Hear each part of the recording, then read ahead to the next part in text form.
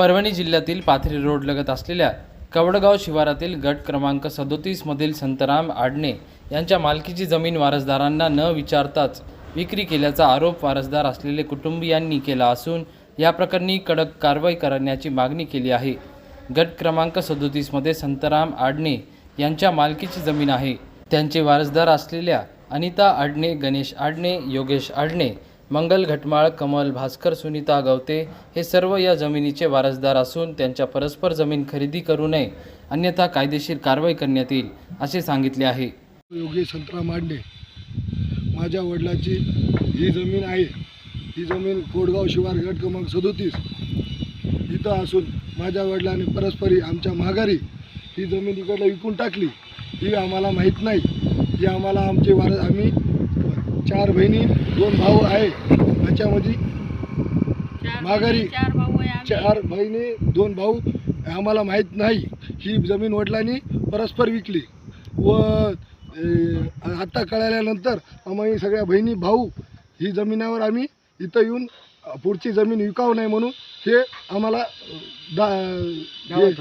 नाही, हे विकावं नाही म्हणून हे आम्ही आमच्यासाठी राखीव राहासाठी हे आम्हाला कामधंद्यासाठी जमीन लागणार आहे। सूचना पहिले आम्हाला सूचना काही दिली नाही, त्यांनी विकली म्हणून आम्हाला काही माहीत नाही। आम्ही वारसदार आहे। ह्याचं नाव गणेश संतराम आडणे, ही कमलताई भारसकर, मंगलताई घटमाळ, अनिता आडणे हे आम्ही तिघंजण म्युन्सिपल कॉलनीला राहतो व आम्हाला ही जमिनाबद्दल काही माहीत नव्हतं विकली म्हणून। आज आम्हाला कळालं की 7/12 काढल्याच्या नंतर ही जमीन विकल्यामुळं आम्ही ही जमिनीवर इथं आलो। आम्ही ही होल्डिंग लावली इथं। या होल्डिंगला कोणी वाचून ही जमीन खरेदी विक्री कोणी करू नाही यांची तक्रार आम्ही पोलीस स्टेशनमध्ये दिली नाही, कुठं दिली नाही। देणार आहे का? हां, याच्यानंतर आम्ही पोलीस स्टेशनमध्ये देणार आहे, पेपरमध्ये देणार आहे। आणि ही जमीन कोणी विकताना ह्या एवढ्या जणाला विचारल्याशिवाय ही जमीन कोणी खरेदी करू नाही। कारण की आम्हाला कामधंदा नाही, आम्ही शेती काम करतो। शेतीमध्ये उगवीन तर तेव्हा आमचं पोट भागन। आम्ही तिघंजण बेरोजगार आहे। ही शिक्षक शिकलेली असून सुद्धा हिला काही नोकरी नाही, हिला काही भेटलं नाही। हे गणेश आहे, ह्याला काही काम करता येत नाही। मी आहे तर मग मला ही शेती करतो। ही सगळी शेती मी पाहत होतो पहिल्यापासून। आता ही उन्हाळा लागलेला आहे, या वखरली गट हे शेतीचा गट क्रमांक 37 आहे। आणि आमची हीच मागणी आहे की ही शेती कोणी परस्पर विकत घेऊ नये आमच्या विचारल्याशिवाय। ही नाही तर ही कोणी विकत घेतली तर त्याला कायदेशीर कारवाई होईल। माझं नाव आहे अनिता संतराम आडणे, मी राहणार आहे म्युन्सिपल कॉलनी दर्गा रोड।